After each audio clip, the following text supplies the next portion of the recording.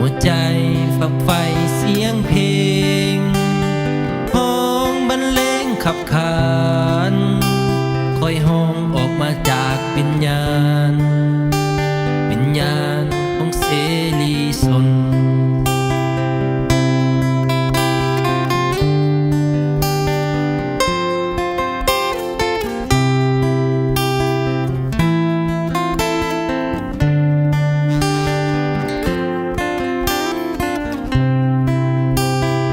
มัน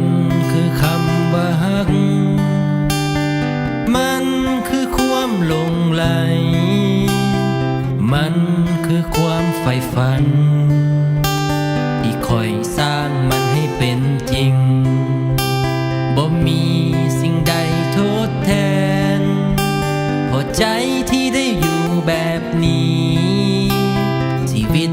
มันสั้นหนักหนาคอยบ่ให้ราคาคำคนเส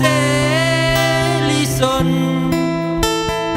คนใช้ชีวิตตามใจเสรีสน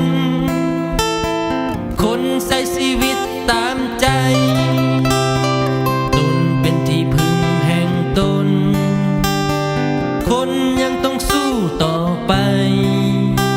ถ้ายังมีลมหายใจชีวิตมันต้องมีทางไปไปโฮงบรรเลงขับขานเพื่อวิญญาณอิสระเสรีคอยฮักในเสียงดนตรี